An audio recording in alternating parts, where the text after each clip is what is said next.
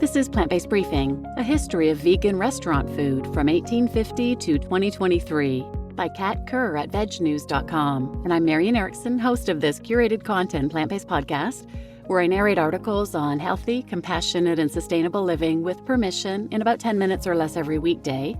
And today's article is from Veg News. I'm thrilled to have permission to share their content.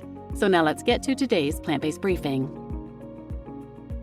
A History of Vegan Restaurant Food from 1850 to 2023 by Kerr at vegnews.com. A special historical menu collection gives insight on the various vegan options at American restaurants through the centuries. If you had been vegan in the 19th century, what could you have ordered off a restaurant menu? And how would your options have improved over time? New York Public Library's historical menu collection, linked here, can help answer those questions. The collection holds almost 50,000 menus from restaurants and hotels across the United States, about a quarter of which have been digitized and transcribed so the public can browse them online. I think menus are fascinating cultural artifacts that help us understand immigration, urban development, and food history, said Rebecca Fetterman, who has worked with the menus at the library for more than a decade and now manages the collection. But in a larger context, they can reveal far more. As just a few examples, Fetterman said contemporary chefs have consulted the collection for inspiration, and authors have used it in search of details to include in their works of historical fiction. A marine biologist once searched the menus for clues about changes in wild fish populations. You'd probably expect to see dramatic changes in vegan cuisine over the last 173 years. With the New York Public Library menu collection, we can see exactly how and when it evolved. 1850 to 1870. Vegan sides and snacks. The collection's earliest menus didn't give a lot of detail. Their offerings sound more like a grocery list with dishes listed plainly, including oranges, figs, beets, or squash. Among the menus from the mid-19th century, none appear to offer a meatless entree, but if you traveled back in time to this era, you could probably still find enough to fill you up. Choose a basic carb, such as boiled rice or dry toast. Pair it with vegetables and spreads a la plain celery, radish relish, or plum preserves. Top it all off with walnuts for some crunch, and you've got yourself a meal, even if slightly incohesive. 1870 to 1900. There's always salad. Menus from the late 19th century still offered plenty of hot vegetable side dishes, but it seems like more interest in salads and relishes or cold vegetables emerged during this time. Chicory and cucumber salad would have been refreshing on a summer day, or if you really wanted to cool off, you might go with frozen tomatoes and lettuce. Also during this time, reigning supreme among the sides were potatoes, which to this day are still a vegan's best friend at a non-vegan restaurant. Plain potatoes were prepared in every form imaginable, including fried, griddled, mashed, boiled, and ribboned. Dairy-free frozen desserts were also common during this time. Vegans could have treated themselves to sorbet au groset, currants, or Young America sorbet. The jury is still out on what this is exactly, so best to ask the waiter if this flavor ever reappears on a menu. 1900 to 1950, the dawn of plant-based meats.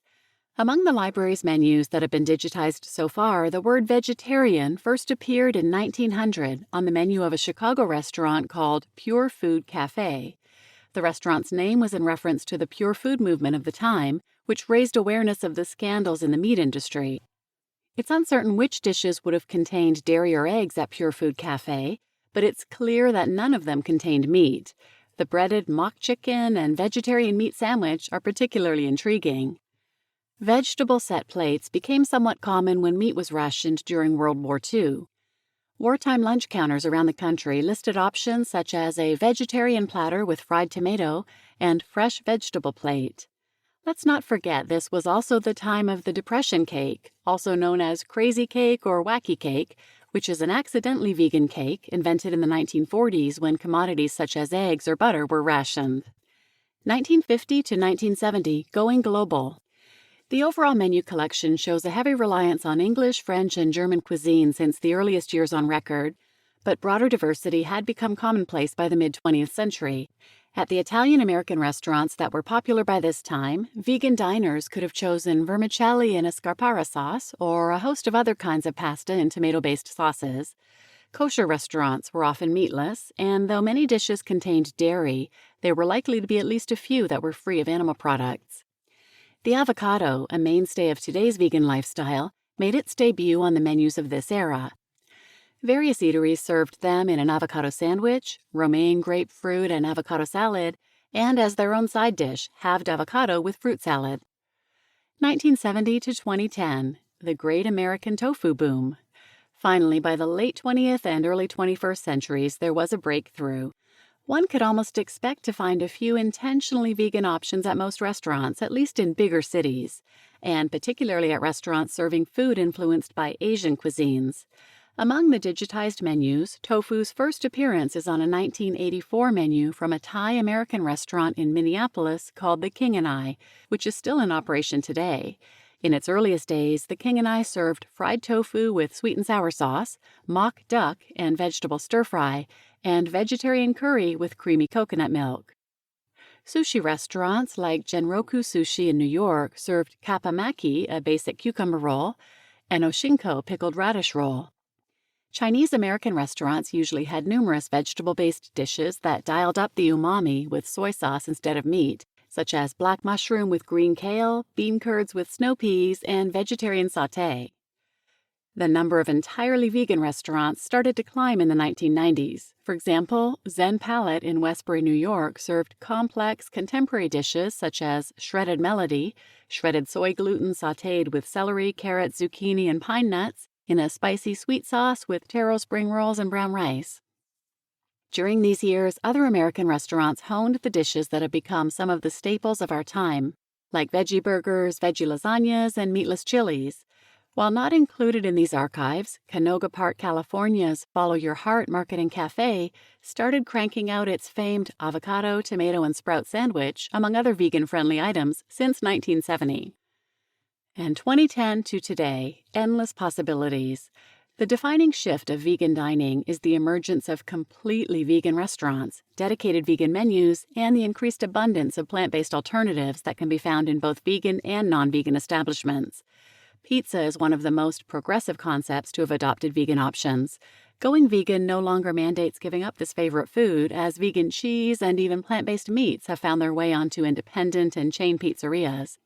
There's no excuse anymore, said Joy Strang, executive chef at Screamer's Pizzeria, which won the 2023 Veg News Veggie Award for Best Vegan Pizzeria.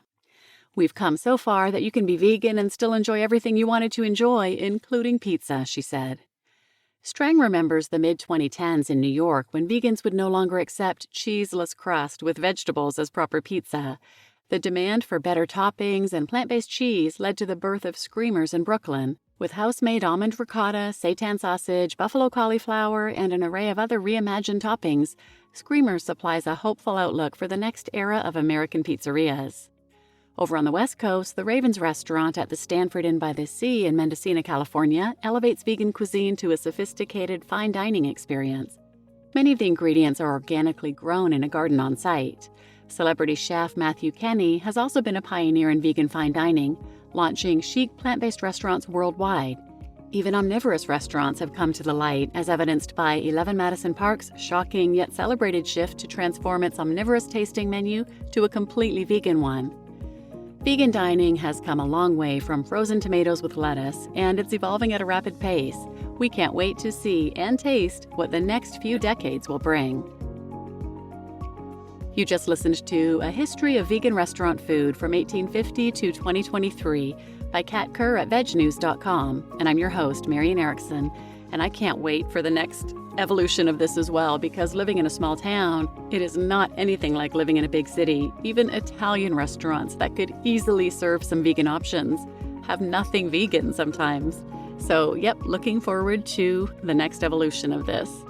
So please share this episode with anyone who might benefit, and thanks for listening.